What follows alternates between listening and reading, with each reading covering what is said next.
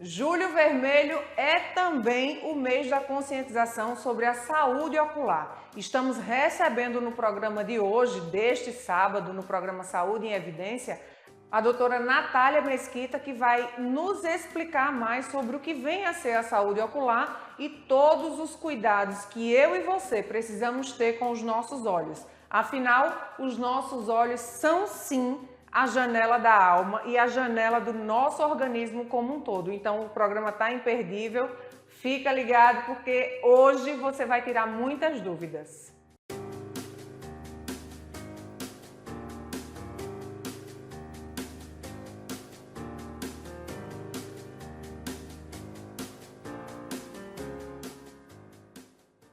Muito bom dia, seja muito bem-vindo a mais uma edição do programa Saúde em Evidência e o tema hoje está maravilhoso, daquele jeito que a gente gosta, falar sobre saúde ocular. 10 de julho é o dia de conscientização sobre saúde ocular e a gente está aqui nos estúdios recebendo a médica, a doutora Natália Mesquita, oftalmologista, que vai desmitificar muita coisa sobre saúde ocular e trazer informações quentinhas aí para você que está em casa. Doutora Natália, seja muito bem-vinda, muito obrigada por aceitar o convite. Para nós da TV Nova Nordeste, da TV LW, é uma honra recebê-la aqui hoje. Bom dia, Catarina, bom dia aos telespectadores. Eu que agradeço o convite, é uma honra estar aqui com vocês hoje pela manhã. Vamos começar pelo óbvio. Quando a gente fala sobre o Dia da Conscientização de Saúde Ocular, para mim, quando eu li o tema, eu fiquei pensando, e talvez você que esteja em casa esteja pensando também, saúde ocular, saúde dos olhos. Como a gente pode ensinar quem está em casa de uma forma muito simples sobre o que é saúde dos olhos, o que vem a ser a saúde ocular? Então, o que seria a saúde ocular? Seria a prevenção daquelas doenças que levariam à cegueira, ou de alguma alteração que poderia levar o paciente a uma baixa visual, temporária ou permanente. Seria cuidar daquele órgão tão importante que faz com que a gente interaja com todo o nosso redor. Então, é o que eu falo para muitas vezes para o paciente, é uma coisa tão habitual, ninguém pensa, a gente está enxergando, ninguém imagina, a gente está enxergando e não. Mas e minha saúde visual? Ninguém vai ficar pensando que tem que ir no oftalmologista porque está enxergando super bem. A partir do momento que o paciente começa a ter alguma alteração na visão, passa a ter uma baixa de visão, aí sim ele começa a procurar o oftalmologista. E eu falo sempre, é que nem os exames de rotina, de rastreio, de consultas periódicas. A gente tem que fazer anualmente, dependendo de cada faixa etária, se o paciente tem ou não alguma alteração oftalmológica, um histórico familiar. Por quê? Porque tudo que a gente consegue detectar precocemente, a gente consegue intervir precocemente e evitar um dano irreversível. No dia a dia, na prática comum, ir ao oculista é só se a gente tiver já um déficit de visão, né? Já usar óculos, a professora lá na escola que identificou que a criança está com muita dor de cabeça, ou a mãe identificou. Então, esse é o tipo de paciente que vai mais no consultório. Mas, por exemplo, se eu não uso óculos e eu não fui educada para fazer visita periódica ao oftalmologista. Seria uma visita anual, o ideal. Então, essa é a cultura, né? A cultura de só ir ao médico quando se precisa. Essa é uma grande cultura que a gente tem no nosso país, no nosso estado, na nossa cidade. Mas o correto, o recomendado seria o quê? Então, as consultas oftalmológicas, elas devem ser feitas desde o nascimento.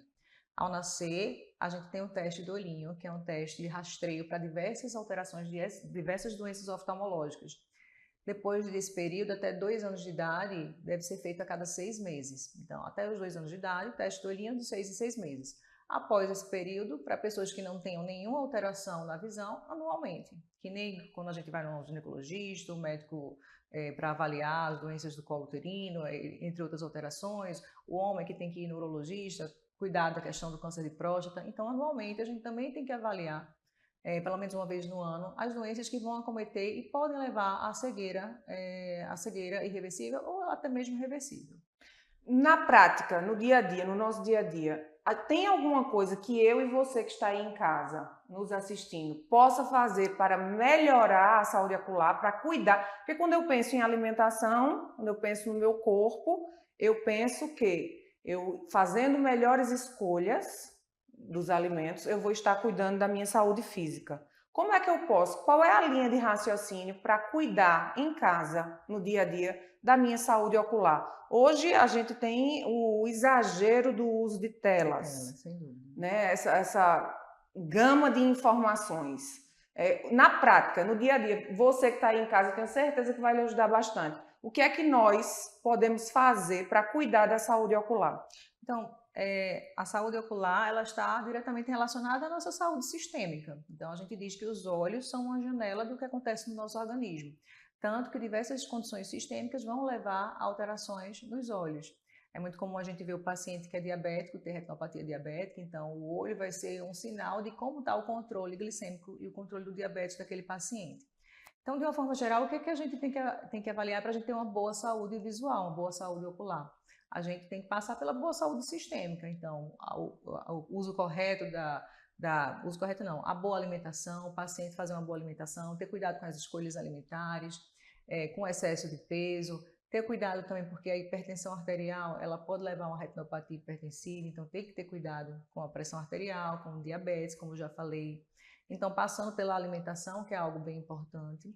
Outra coisa muito importante vai ser também o uso das telas, né? E a gente sabe que a gente vem numa epidemia é a realidade, né? Os eletrônicos cada vez mais presentes em casa, presentes nas crianças. E na faixa etária pediátrica é o maior risco, por quê? Porque é quando aquele olho está se desenvolvendo. Ele está crescendo num ritmo adequado, mas com a exposição até às telas, ele vai crescer num ritmo acelerado. E isso está muito relacionado, é uma das principais causas da miopia, o alongamento do globo ocular ocasionado pela visão excessiva para a visão de perto na faixa etária pediátrica. Então, a gente sabe que tem que ter um limite do uso das telas. A Sociedade Brasileira de Pediatria, conjuntamente com a Sociedade Brasileira de Oftalmopediatria, eles recomendam que até os 2 anos de idade não se exponham as crianças às telas. Então, o bebê não é para estar exposto à tela de nenhuma qualidade, ou televisão ou celular. Obviamente que o celular sempre vai ser mais prejudicial para a visão, por quê? Por causa do foco, que é sempre próximo, e isso leva esse estímulo à miopização. Então, até os 2 anos não é para ter tela. E depois, de acordo com cada faixa etária, a gente tem um limite de quantidade de horas que a gente tem que ter para cada pessoa. Então, alimentação a gente já falou, uso de telas a gente já falou, a gente tem que ter cuidado também com, no ambiente onde a gente vive, o olho seco, que é muito, por exemplo, aqui na nossa cidade, a gente tem uma cidade que muitas vezes o índice de umidade está muito baixo, e é uma queixa muito frequente no nosso ambiente, no nosso lugar, as queixas de olho seco, que pode levar a uma dificuldade realmente até de enxergar, porque a gente precisa de uma boa lágrima para ter uma boa visão. Então, o paciente chega no nosso consultório com embaçamento visual, sensação de areia, corpo estranho, lacrimejamento, por causa do ressecamento ocular. E isso, existem alguns colírios, algumas lágrimas artificiais que mimetizam a lágrima natural, e existem algumas coisas que a gente pode fazer no ambiente, os umidificadores de ambiente. Para aqueles pacientes que usam muitas telas, tem que usar, porque está trabalhando no ambiente de trabalho, ter cuidado naquela questão da altura da tela onde vai ficar, sempre deixar a altura do computador um pouquinho mais abaixo, porque a pálpebra baixa um pouquinho e tem menos exposição. Não ter, por exemplo, nenhum ar-condicionado, nenhuma fonte de uma ventilação sobre os olhos, então, para não ressecar mais esses olhos. Então, são várias coisas. Hidratar os olhos sem ter passado por um profissional adequado não é o ideal. Não é o ideal, porque existem diversas causas de olho seco. Tem olho seco evaporativo, ou seja, a lágrima está lá presente, mas evaporou. Como, por exemplo, quando a gente está nas telas, que a gente não pisca e a lágrima evapora. Mas também tem o olho seco, que é porque não está produzindo. Então, são condições diferentes, situações diferentes, e a gente vai ter, cada paciente vai ter a melhor lágrima para ser colocada naquele olho, naquele paciente. É individualizado. É muito importante falar sobre essa individualização de cada paciente, porque aquilo que funciona para uma pessoa, e a gente fala muito sobre isso, sobre automedicação, esse cuidado que o Programa Saúde em Evidência tem com a sua vida. Quer dizer, alguém usou um colírio, mas não era para conjuntivite, não era para nada, era só para hidratar. Esse colírio ficou em casa. Tá sobrando lá esse colírio. Estou com ressecamento nos olhos. Eu posso, doutora, pegar lá aquele colírio e usar? Até porque a gente sabe que... Olha, eu já atendi no meu consultório uma paciente que tinha vindo para mim em consulta, Eu tinha dado uma amostra de um colírio, no ano seguinte ela disse que ainda tinha aquela amostra na bolsa, um ano depois. Por quê? Porque os pacientes se confundem muito com a validade que está na caixa do colírio para a validade após a abertura. Isso é qualquer medicação. Sim. Então, a validade de um colírio, da maioria dos colírios, ela vai ser após a abertura. Se abriu, em torno de 4 semanas a um mês. Então, veja só, ele veio para mim em um ano depois, aquele colírio já estava aberto e ela ainda estava usando aquele colírio.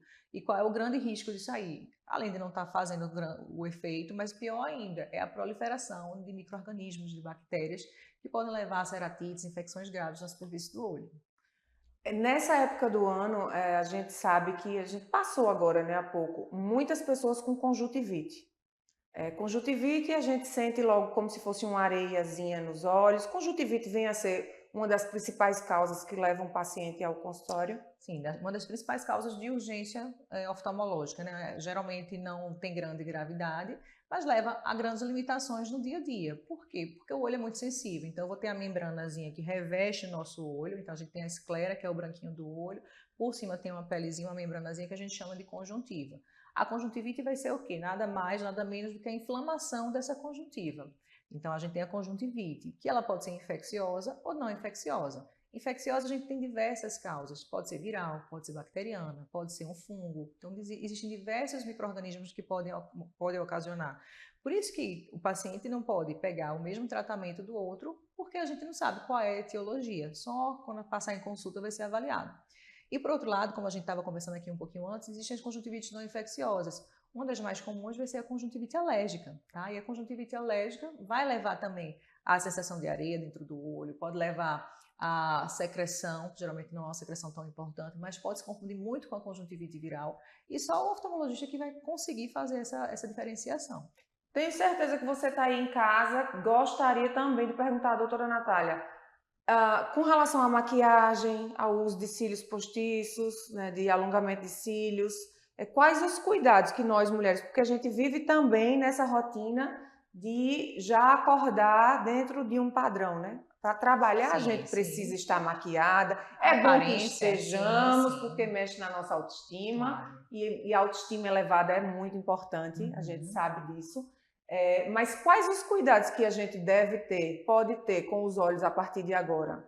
Então, os cuidados em relação, primeiro, à validade dos produtos, em relação à maquiagem, a gente tem que realmente respeitar a validade dos produtos. Aquele produto tem um tempo de validade, muitas vezes, claro, a gente nem olha, né? Nem olha, né? E aí, quando vê, tá usando eu tô coçando meu olho, quando vê o rímel, aquele rímel tá vencido, o lápis está vencido há muito tempo. Então, atenção à validade da maquiagem. Outra atenção é o compartilhamento, né, das maquiagens. É íntimo, né? Deve ser individual. Principalmente a questão do que toca no nosso olho, né? Tem que ter muito cuidado. Quando a gente vai naquele profissional, o profissional tem todo o cuidado de higienização dos pincéis, da boca também, porque a gente tem um risco aumentado de pegar até um herpes labial, por exemplo. Uma conjuntivite, já peguei diversas vezes. Não, fiz uma maquiagem no sábado, na segunda-feira vem para mim com um quadro de conjuntivite, tá? Então, isso não é incomum. Então, é a validade, não compartilhar a maquiagem, ter cuidado, realmente tirar após o uso, né? Porque essas partículas, quando caem nos nossos olhos, elas podem levar a uma conjuntivite, realmente infecciosa ou às vezes até não infecciosa, pelo produto que foi utilizado. Pode ser uma alergia também, a conjuntivite alérgica. Então, tem que ter vários cuidados em relação ao uso da maquiagem. Essas e outras dúvidas a gente vai continuar aqui com a doutora Natália, mas a gente vai para um breve intervalo e eu quero te convidar a não sair daí, nem muda de canal que rapidinho a gente volta. O Memorial Imagem está dentro do Hospital Memorial Arco Verde, o que lhe proporciona a segurança de um ambiente hospitalar, além de contar com vários serviços num só lugar. Tomografia computadorizada, mamografia, ultrassonografia e raio-x. Os equipamentos possuem uma alta resolução e agora também com um novo tomógrafo de última geração e potência elevada. Tudo isso funciona 24 horas por dia, alinhado a uma equipe especializada que oferece agilidade e confiança na execução dos resultados. O atendimento humanizado é um dos princípios norteadores para transmitir todo o respeito a quem mais importa. você, paciente. Memorial Imagem, qualidade que faz diferença na sua saúde. Bem-vindo à Líder PE em Arco Verde, o seu espaço de negócios completo. Aqui você encontra locação de salas fixas, salas virtuais e salas de reuniões. Tudo em uma estrutura moderna e funcional. Precisa de um auditório? Temos capacidade para até 60 pessoas. Perfeito para eventos corporativos. E ainda uma área de lazer para o seu bem-estar. Nas eleições de 2024, conte com nossa assessoria completa, prestação de contas, cadastro de candidatos e muito mais. Líder PE. Modernidade e eficiência para o seu sucesso. Aqui na Impact, nós entendemos que cada negócio é único. É por isso que oferecemos uma variedade de serviços personalizados para atender às suas necessidades específicas. Desde o desenvolvimento de sites modernos e intuitivos até o design gráfico criativo, passando pelo gerenciamento estratégico de mídias sociais. Também contamos com uma consultoria dedicada a fornecer soluções estratégicas em finanças, gestão de dados e logística para empresas de todos os portes. Estamos aqui para ajudar sua empresa a se destacar no mercado. Com a Impact, você terá acesso a uma equipe dedicada e experiente, pronta para impulsionar o seu sucesso. Vamos trabalhar juntos para alcançar seus objetivos e superar suas expectativas.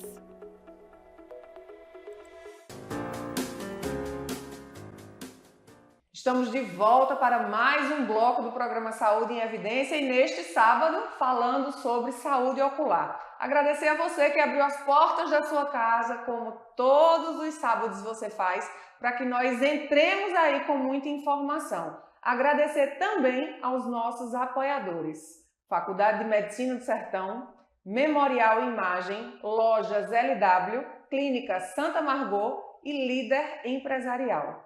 Doutora Natália, nós finalizamos o primeiro bloco falando de algumas doenças da saúde ocular. Quais são as doenças? Eu li, né? Porque é sempre bom quando vem algum convidado que me tira da zona de conforto, algo desconhecido bastante, que eu aprendo bastante para entregar a você que está aí em casa informação e informação de qualidade. Eu li que 2,2 bilhões de pessoas no mundo são acometidas de doenças oculares e 1 bilhão, foi o que me chamou a atenção, são de doenças evitáveis. Eu gostaria de falar um pouquinho sobre essas doenças, quais são as 5 mais, as mais da prática de vocês em consultório e quais são essas que são evitáveis, porque a gente podendo evitar, a gente quando fala em saúde, doutora Natália, aqui no programa a gente prima muito por falar da prevenção e promoção à saúde. Então, que doenças seriam essas, as mais, e quais são as evitáveis, para que a gente possa orientar o nosso público? Na verdade, quando a gente fala em evitável, seria, na verdade, não a doença, mas a cegueira, certo? Certo. Porque quando a gente tem o diagnóstico precoce, a gente consegue evitar a cegueira. Não que a gente consiga evitar a doença, mas a doença a gente consegue controlar e evitar que ela progrida para uma fase tão avançada que leve à fase terminal de cegueira. Então, de uma forma geral, as doenças mais prevalentes no consultório oftalmológico, o oftalmologista ele atende em todas as faixas etárias, desde o recém-nascido até o idoso. Então, a gente vai ter, de acordo com cada idade, o que é mais prevalente naquela idade. Mas, de uma forma geral, a gente vai ter a catarata como uma cegueira, tanto evitável não é, mas ela é prevenível, ela é reversível, né? Então, aquele paciente que está com catarata, vai deixando de enxergar ao longo da sua vida. Tem catarata de diversas causas, a mais comum vai ser a catarata senil, pelo envelhecimento. E o paciente aí no nosso consultório, ele fica muito temeroso e não quer muitas vezes operar, eles têm muito medo das cirurgias oftalmológicas e é uma cultura que a gente precisa mudar, né? Então, o paciente chega com catarata, não tem como prevenir nem evitar, mas tem como reverter. Então, a cegueira reversível. Claro que existem alguns hábitos que o paciente pode fazer para evitar que essa catarata ela avance mais rapidamente. Porque a catarata, ela tem a senil, a gente não tem o que fazer quando é senil, a idade, pronto. Né? Que é da idade. Mas existem também cataratas que são cataratas relacionadas ao uso de medicações, como, por exemplo, o uso indiscriminado de corticoide. Então, a gente sabe que o uso de corticoide, ele acelera o processo de catarata. O cristalino, que é essa lente que vai opacificando e perdendo a transparência, com o uso de corticoide, a gente tem uma catarata mais precoce. Então, assim, a gente vê muito em quais pacientes? Naqueles pacientes usuários crônicos de corticoide, pacientes com doenças reumatológicas, que às vezes até com pacientes muito atópicos, alérgicos, que fazem uso abusivo de Constante, corticoide. né? Exatamente. Então, esse é um paciente que, inevitavelmente, precisa ir para o oftalmologista mais vezes. Sim, precisa. Por quê?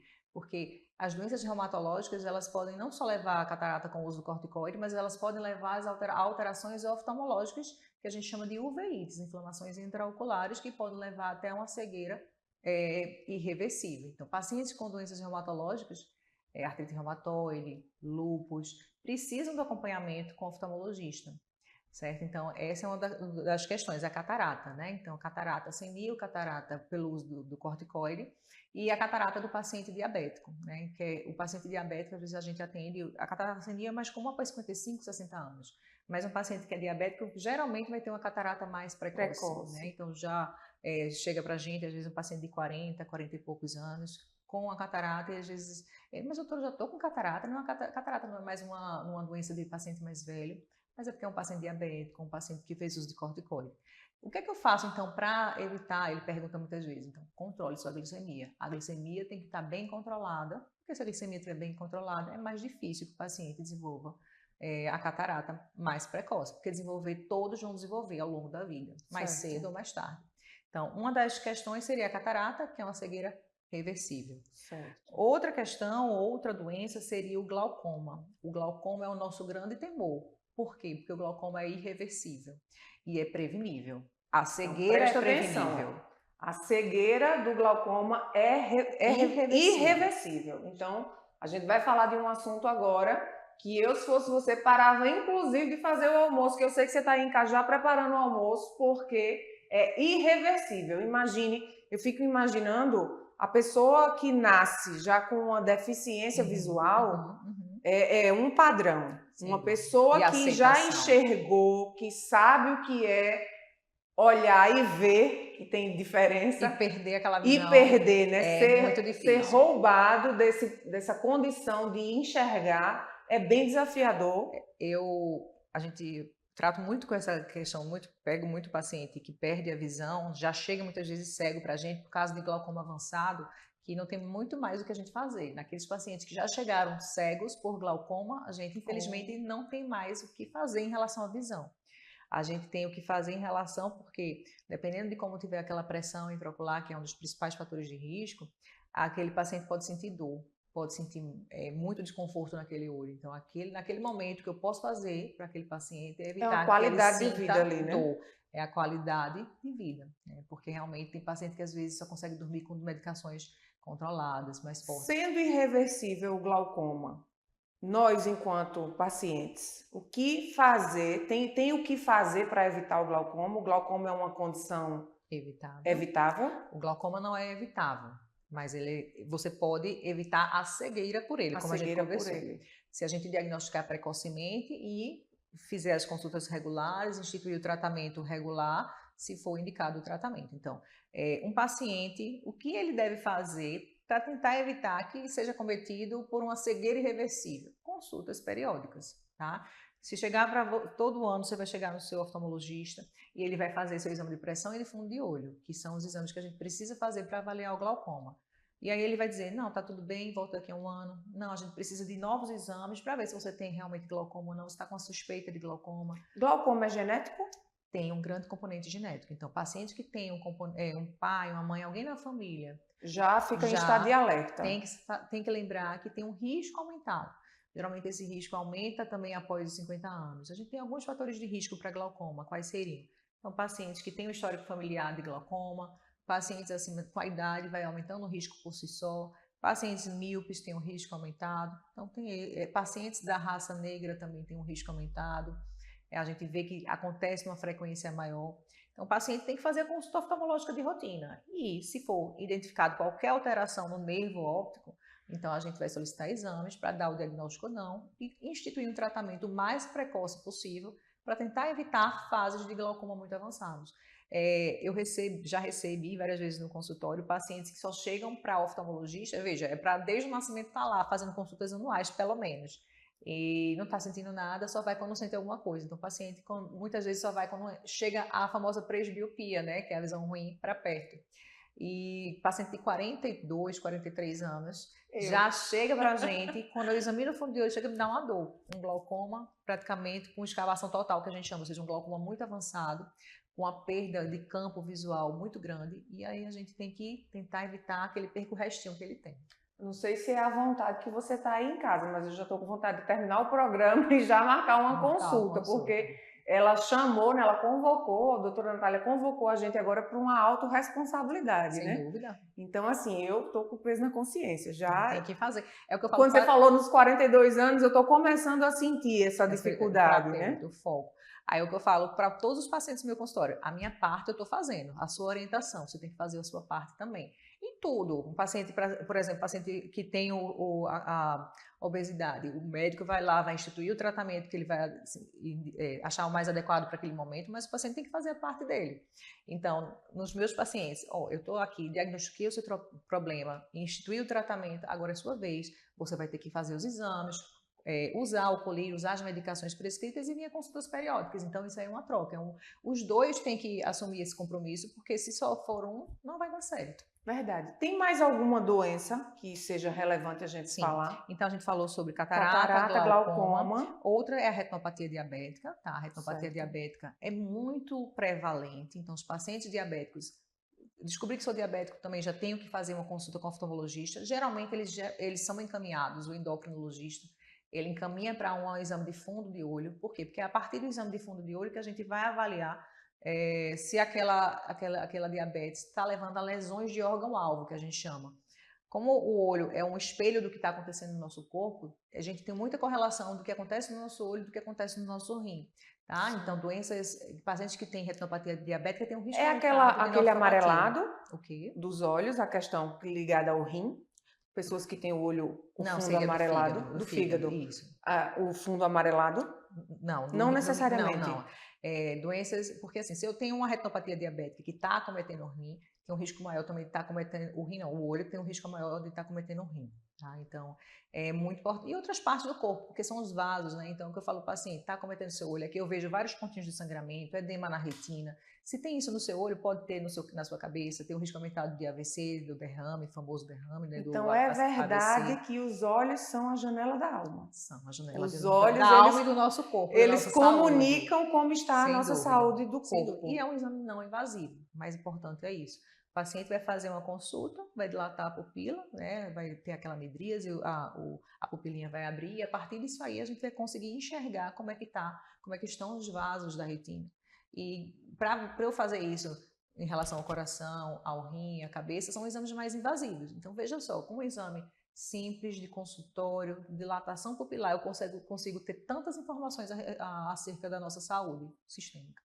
Então, agora a gente já sabe que não dá mais para adiar a consulta ao oftalmologista. Então, terminando o programa, você já começa a se organizar e marcar a sua consulta, porque de verdade, hoje a gente sabe que os olhos são a janela da alma e a janela da nossa saúde, né? Como um todo, de forma integral.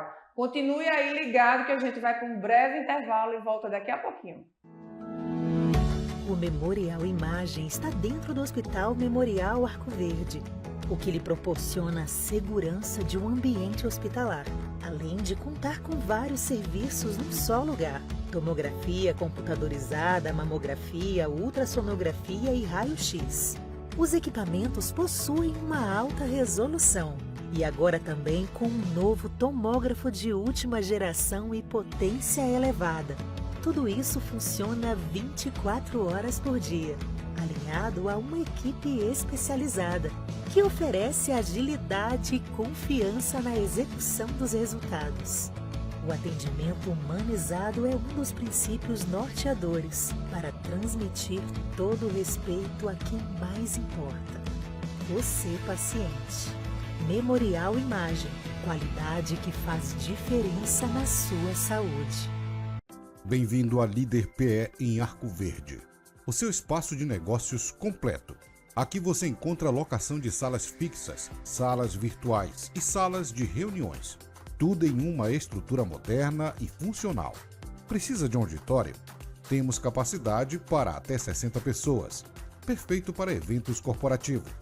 E ainda uma área de lazer para o seu bem-estar. Nas eleições de 2024, conte com nossa assessoria completa, prestação de contas, cadastro de candidatos e muito mais. Líder PE. Modernidade e eficiência para o seu sucesso. Aqui na Impact, nós entendemos que cada negócio é único. É por isso que oferecemos uma variedade de serviços personalizados para atender às suas necessidades específicas. Desde o desenvolvimento de sites modernos e intuitivos até o design gráfico criativo, passando pelo gerenciamento estratégico de mídias sociais. Também contamos com uma consultoria dedicada a fornecer soluções estratégicas em finanças, gestão de dados e logística para empresas de todos os portes. Estamos aqui para ajudar sua empresa a se destacar no mercado.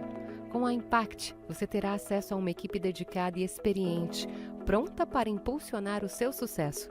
Vamos trabalhar juntos para alcançar seus objetivos e superar suas expectativas.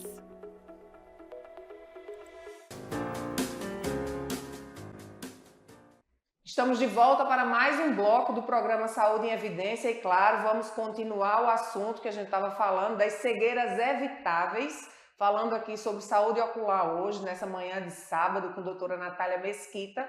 Mas antes disso, eu quero agradecer mais uma vez a você que abriu as portas da sua casa neste sábado e agradecer também aos nossos apoiadores.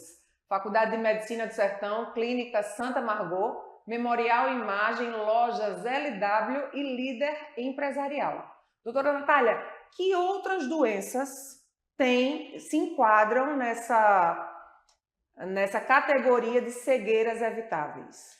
Outra doença muito prevalente na faixa etária já do idoso, naquela faixa etária após os 60 anos, é a DMRI, a doença macular relacionada à idade, que seria o quê? O desgaste do envelhecimento. Então, os pacientes idosos, eu falo, né, a pele vai mudando, o cabelo vai mudando e o nosso olho vai mudando, a retina, que é o tecido dentro do olho, vai levando a o que a gente chama de atrofia, alterações do envelhecimento. E essa alteração, a DMRI, é uma doença que pode realmente levar a uma cegueira irreversível, tá? Então, a gente sabe que existem duas formas, e na sua forma, que a gente chama de uma forma que ela não tem edema, não tem líquido na retina, é uma forma que a gente geralmente só vai usar medicações orais e pode ter aquela atrofia, aquela cicatriz na retina pelo desgaste que não tem muito que a gente fazer. Mas naquela forma que tem o edema, o inchaço, que a gente chama de uma forma exudativa, o paciente que tiver esse diagnóstico tem o tratamento para tentar enxugar essa retina. Então, os pacientes idosos, eles precisam saber que precisam passar por exames, precisam passar por consultas regulares. Aquele paciente, geralmente é mais comum na faixa etária, após 70, 80 anos, a faixa etária mais velha ainda, e em mulheres e de pele mais clara. Então, a DMRI é mais desse contexto, mas pode acometer qualquer homem ou mulher, qualquer raça. Então, é muito importante que se saiba que é outro tipo de cegueira que tem que ser avaliada, tem que ser feito esse rastreio. Então, a gente falou sobre catarata, sobre o glaucoma, sobre a retinopatia diabética e sobre a DMRI. Então, essas são as principais evitáveis de cegueira, né? Não pode se prevenir, mas pode se evitar o estágio de cegueira. Falar um pouquinho da faixa etária dos adolescentes, porque é importante, porque é aquela faixa etária, adolescente e adulto jovem, que é economicamente ativa, que vai trabalhar, e uma cegueira nessa faixa etária é muito importante do ponto de vista econômico, né? Então, eu atendo muito, faço essa parte de pacientes, atendo e tenho essa especialidade em ceratocone, que seria o quê? Outra é uma alteração na córnea, a córnea é a tampinha do olho, que a córnea vai ficando cada vez mais pontuda e afinada. Em estágios muito avançados, podem ter que evoluir até para um transplante de córnea. Então, pode levar a uma fase de cegueira que pode ser reversível. Então, é uma cegueira reversível. E essa doença, ela é advinda de hábitos ou ela também é genética? Ela tem duas coisas. Tem dois componentes. Então, ela tem um componente genético. Então, na minha família, se eu tiver um pai ou a mãe que tenham ceratocone, que tenham essa alteração genética, passa o gene, eu tenho um risco aumentado de ter. E hoje em dia a gente sabe que os pacientes que coçam muito os olhos têm um risco muito maior de ter. Por quê?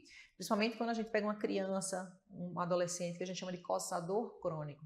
A córnea, quando a gente é novo, quando a gente é criança e adolescente, ela ainda é muito elástica, ela é muito deformável, ela não atingiu o seu estágio de desenvolvimento. Então, à medida que a gente vai coçando o olho, a gente vai induzindo essa deformidade corneana que pode levar a uma baixa de visão severa em adolescentes e adultos jovens. E é um fator, na verdade, é uma contraindicação à cirurgia refrativa, que é algo que os pacientes muito perguntam: doutora, não quero mais usar óculos, eu quero saber se eu posso fazer a cirurgia refrativa. Então, quando a gente faz o screening para a cirurgia refrativa, a gente está justamente querendo afastar o ceratocone, ver se o paciente tem qualquer problema naquela córnea, porque se eu fizer uma cirurgia refrativa, que é a cirurgia de grau, a cirurgia laser, para deixar de usar óculos, o paciente pode desenvolver depois da cirurgia, se for mal indicada, um ceratocone e até evoluir para um transplante de córnea. Então, a cirurgia refrativa tem que ter uma indicação precisa, não pode ser feita de qualquer forma, tem que ter realmente todos os critérios de elegibilidade, tá? Tem questões na oftalmologia que elas são estéticas e também clínicas. Aquela cirurgia que retira um quantitativo de pele aqui das pálpebras, ela é uma cirurgia hoje bastante procurada. Sim, extremamente procurada, e a gente vem notando cada vez no consultório sendo muito mais procurada por homens também. Então, os homens estão cada vez mais se cuidando, né? Então, a blefaroplastia, que é a cirurgia plástica das pálpebras, é uma cirurgia extremamente realizada, a gente realiza com uma frequência muito alta. E tem essas duas vertentes. Uma vertente é o paciente idoso, então chega a dizer uma paciente idosa ou um paciente idoso no nosso consultório, dizendo que perdeu o campo de visão lateral, porque às vezes a pele cai tanto que passa a realmente impedir a visão lateral. O paciente passa a esbarrar, né, bater, trombar com objetos, e essa cirurgia é uma cirurgia funcional, porque eu vou abrir o campo visual removendo excesso de pele, as bolsas de gordura. E claro que hoje todo mundo quer se sentir cada vez mais bonito, então, com o passar da idade, com o passar dos anos, nós mulheres principalmente, a gente vai notando, né, nossa pálpebrazinha vai caindo, a maquiagem já não vai aparecendo mais tão como aparecia antes, o rímel e o delineado vai borrando. Então, o excesso de pele, a gente tem várias terapias, uma delas é a blefaroplastia, que é muito bem indicada, e é uma das indicações para a gente tirar esse excesso de pele e devolver aquela jovialidade no olhar. Mas, claro, com todo cuidado. E eu digo isso que, como eu sou oftalmologista, eu pego com alguma frequência problemas advindos de profissionais que retiram demais. Por quê? Porque a pálpebra, ela tem uma função. Então, a gente não pode chegar ao paciente, eu quero que fique, né, como eu era novo. Nem dorme, nem fecha o olho. Não fecha o olho. E aí vem os problemas. A cerotopatia de exposição, que é isso. Então, a nossa córnea, nosso olho precisa fechar para a gente poder ter uma boa saúde ocular. Se eu tiro demais, eu vou ter problema em relação a isso. O paciente pode ter úlcera. Já peguei paciente até com perfuração corneana por uma blefaroplastia, né, por uma cirurgia de pálpebra que foi retirado demais. Então, tem que ter muito critério na hora de você escolher o médico que vai. Tem que ser um médico que tenha experiência na área de cirurgia de pálpebra, né? Então, é isso que a gente sempre orienta. Existem algumas especialidades que fazem, e na verdade a gente vê até especialidade não médica fazendo, que o que eu acho é um absurdo. Porque eu, enquanto oftalmologista, eu vou ter cuidado com a pele, mas eu vou ter cuidado com a função e com o olho. Eu já até assisti cirurgias de outras, que quando eu vi, sinceramente, me doeu assim, profundamente o cuidado a falta, na verdade, do cuidado com o olho. Não, então isso o paciente realmente tem que ter um cuidado muito grande com quem ele está fazendo essa cirurgia. Então fica aí o alerta para você que está em casa, né? Não é desordenado, não é de qualquer jeito, nem tampouco com qualquer profissional. De jeito nenhum. Você vai fazer algo nos olhos. E muito menos não médico. E muito menos não médico. Eu gosto de falar sobre isso para chamar a atenção. E a gente não está desmerecendo nenhuma outra profissão, mas cada um no seu lugar, né? Na sua área na sua área de atuação, no seu fazer, até porque a gente é regido por um código de ética, e eu gosto muito da gente sempre relembrar você: cuidado com os procedimentos estéticos, onde é que você está fazendo e com que profissional você está fazendo, porque você está termina que coloca em risco a sua saúde, podendo levar inclusive a uma cegueira, né? A sua visão, sem dúvida, pode sim. Então, preenchimentos em lugares, preenchimento da glabela que a gente chama de forma desordenada, é uma área de perigo, por quê? Porque tem um ramo da artéria que vai para o olho, que o líquidozinho que é preenchido pode ir para a artéria central da retina, ou seja, a artéria lá do olho, faz uma oclusão, e isso vai levar a uma cegueira irreversível, certo? Então, obviamente que isso não é, hoje em dia a gente sabe os pontos de risco, mas o profissional que não é médico, a gente tem que ter muito cuidado com quem a gente está fazendo esse procedimento. Então, assim, a gente que é oftalmologista, a gente pega muitas complicações dos procedimentos. Já chega lá região. com a bomba. Já chegam, né? Não chega o filé, né? Não chega aquela pelezinha, gordurinha inferior, chega paciente com retração palpebral, né? Então, tirou muita pele inferior, fica com a pálpebra assim, porque a pálpebra inferior a gente tem que tirar o mínimo de pele. Sim. Tem que tirar a gordurinha, tira a pele, mas se tirar muito... Aquelas bolsinhas, assim, elas são bolsas retiráveis? São retiradas. E a gente faz por 2 vias, que a gente chama. Uma cirurgia sem corte, que o paciente gosta muito, né? Que não vai ter cicatriz, que é o que a gente chama de via transconjuntival. Então a gente faz um cortezinho por dentro. E nada melhor que o oftalmologista. Não estou puxando para a minha área, mas nada melhor que o oftalmologista. Fica à vontade hoje o dia entender da via transconjuntival, né? E é uma cirurgia que não deixa marcas. Ou a via transcutânea, que seria bem pertinho aqui da linha ciliar. E fica com uma cicatriz muito discreta, principalmente na região inferior, porque a gente tem a pele dessa região a mais fina do nosso corpo, então as cicatrizes tendem a ser muito discretas, mas é o que a gente tenta falar sempre para o paciente. Foi uma cirurgia, como em qualquer parte do corpo vai ter uma cicatriz, e a gente tem que falar com o paciente. O que vai te incomodar mais? O problema que você vai ter, o excesso de pele, ou uma possível cicatriz, que geralmente, em mais de 95% dos pacientes, é uma cicatriz imperceptível. Mas a gente tem que sempre alinhar a expectativa do paciente. Porque depois que tiver operado, não tem mais o que fazer, né? Então, depois que tiver operado, tem que saber que vai ter uma cicatriz. E essa cicatriz a gente tem que ver, tem que pesar junto com o paciente. O que é que vai mexer mais na autoestima, né? O que é imperceptível, depois de 7 a 10 dias. Depois que tira os pontos, já pode usar uma maquiagem para cobrir um pouquinho a cicatriz. Claro que a maturação final da cicatriz, o resultado final vai ser depois de 6 meses. Às vezes até depois de 1 ano. Então, é individual. Né? Cuidado com os olhos. Você estava falando aí, puxou assim a pálpebra. Tem pessoas que dormem de olho aberto. Sim. É uma condição clínica ou é um hábito? A pessoa dorme assim porque dorme ou é algum problema que a pessoa tem? Porque eu já vi pessoas que dormem de olho aberto. Pode realmente ser um problema. O paciente teve uma paralisia, que a gente chama de paralisia facial. Então, para a gente fechar o olho, o que é que a gente precisa? A gente precisa que essa musculatura aqui, o músculo orbicular, esteja funcionando. E esse músculo é inervado pelo nervo facial. Então, se eu tenho uma paralisia do nervo facial, eu vou ter uma dificuldade de fechar o olho e, com isso, muitos pacientes podem ficar, que a gente chama desse lag of thumb, com o olhinho aberto, tá? Na hora de tentar fechar o olho, na hora de dormir. E aí a gente vai ter que ver se essa restrição ao fechamento palpebral está trazendo algum problema. Se o paciente tenta fechar o olho, fica com o olho fechado, mas some o que a gente chama da córnea, o coloridinho vai para cima, fica só o branquinho, geralmente não tem tantos problemas, porque a córnea está lá escondida. Está guardada. Está guardadinha. Mas se não consegue, aí tem pacientes que precisam fazer cirurgia. Às vezes colocar o que a gente chama de um pezinho, um peso de ouro que a gente chama para baixar essa pálpebra, fechar essa pálpebra. Mas de uma forma geral, a gente orienta o uso de géis e aí pega com o micropore e oclui antes de dormir, de uma forma geral. Por quê? Porque a paralisia facial geralmente é uma condição transitória. E aí a gente só vai pensar no tratamento cirúrgico se não for transitório, se for algo permanente. Ok, maravilha. A gente vai para um breve intervalo e claro que você vai esperar porque o último bloco está chegando e eu já fico com aquele sentimento de saudade, mas sabendo que no próximo sábado a gente se encontra novamente. O Memorial Imagem está dentro do Hospital Memorial Arco Verde, o que lhe proporciona a segurança de um ambiente hospitalar, além de contar com vários serviços num só lugar: tomografia computadorizada, mamografia, ultrassonografia e raio-x. Os equipamentos possuem uma alta resolução e agora também com um novo tomógrafo de última geração e potência elevada.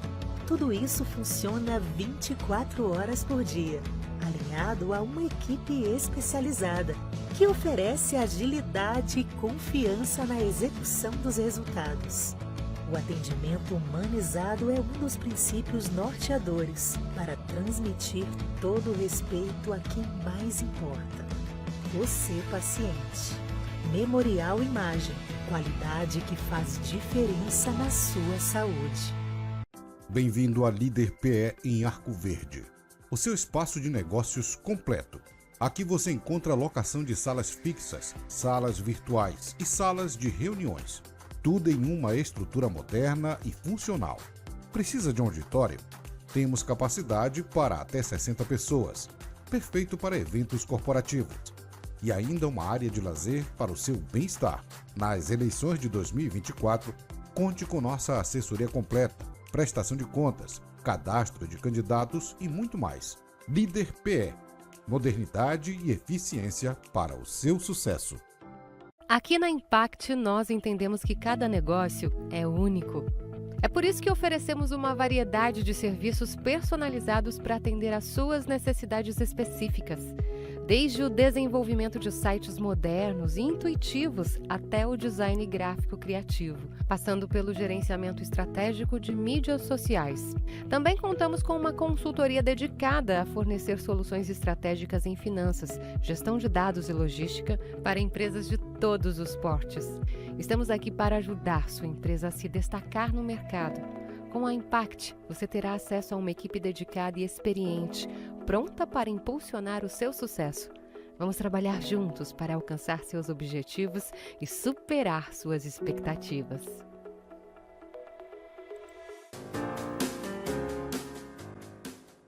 Estamos de volta para o último bloco deste sábado do programa Saúde em Evidência e eu sei que você está amando a temática de hoje. Agradecer a você que está aí conosco até o finalzinho do programa e agradecer também aos nossos apoiadores.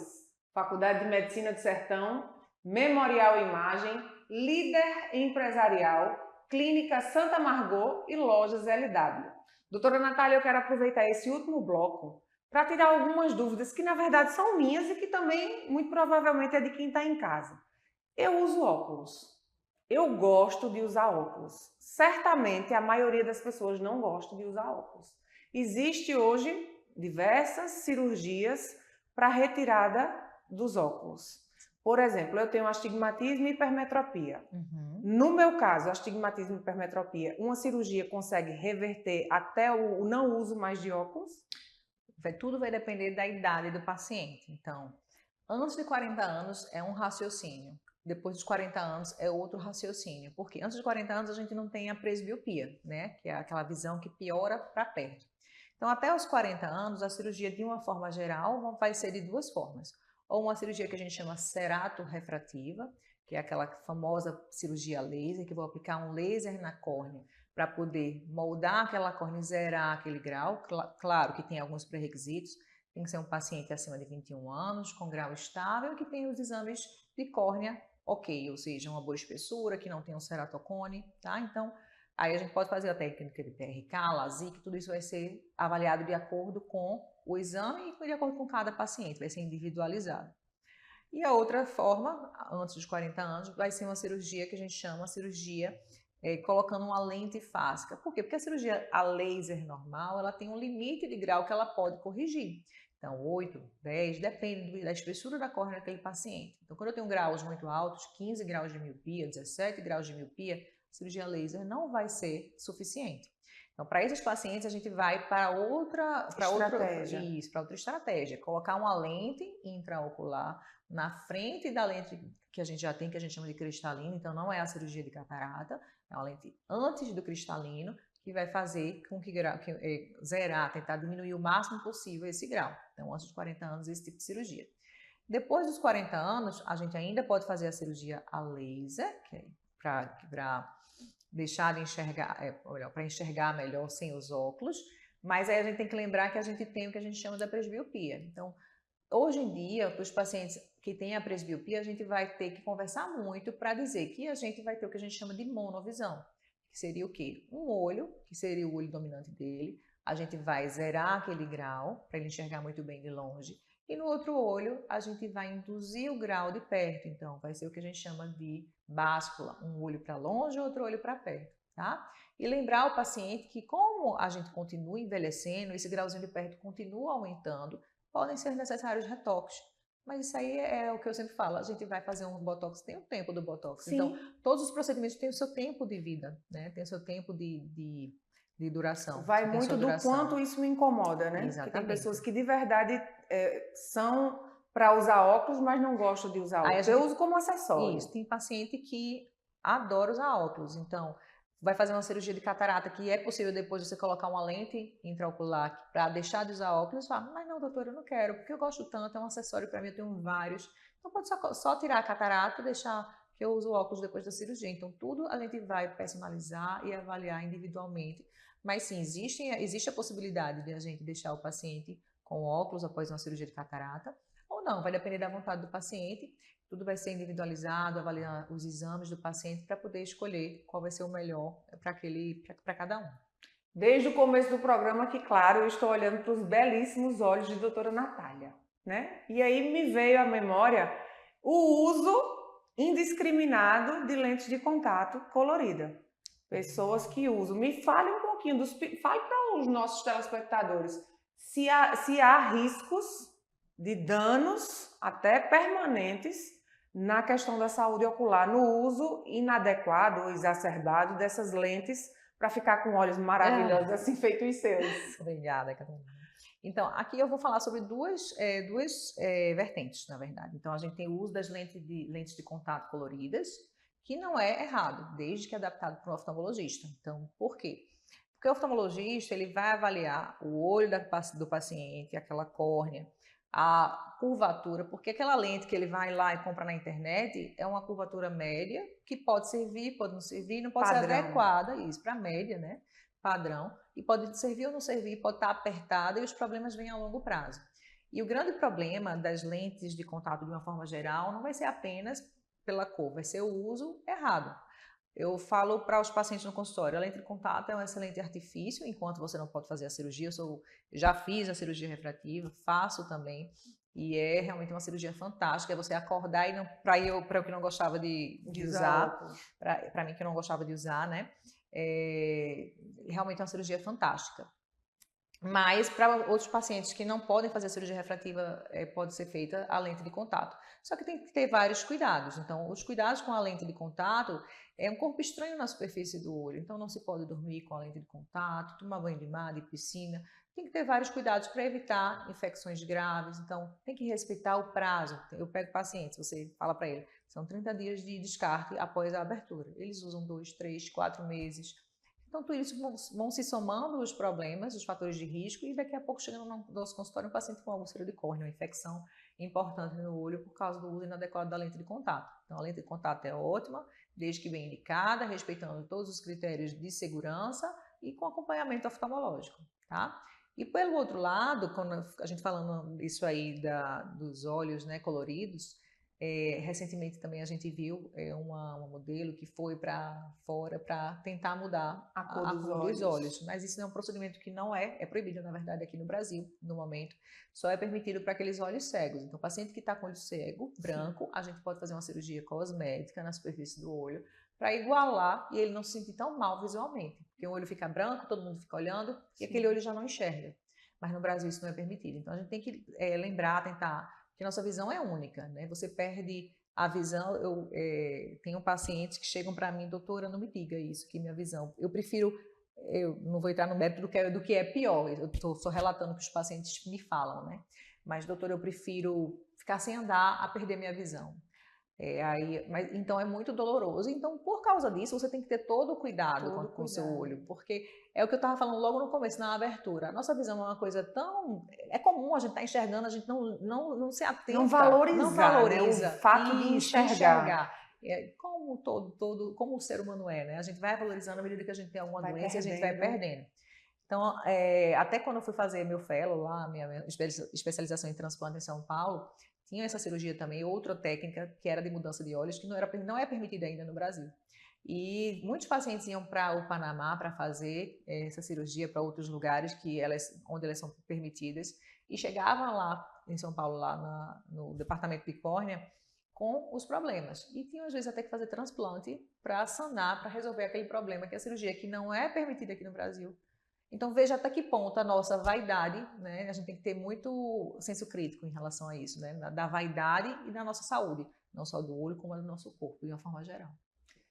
Interessantíssimo, e você que está em casa, eu tenho certeza que você amou esse programa, então fica a nossa convocação aqui para que você olhe mais a fundo para você mesmo e agradeça a Deus todos os dias quando você abrir os olhos e estiver enxergando, e vamos cuidar dessa visão. Estamos no mês da conscientização sobre a saúde ocular, e aí você vai fazer o que eu vou fazer, imediatamente marcar uma consulta com um oftalmologista, porque não vou mentir no ar, né, doutora? Não pode. Não posso mentir aqui para vocês, nem me lembro o dia que fui ao oculista. Nem me fale isso, Verdade. por favor. Consultas anuais, no mínimo uma vez no ano.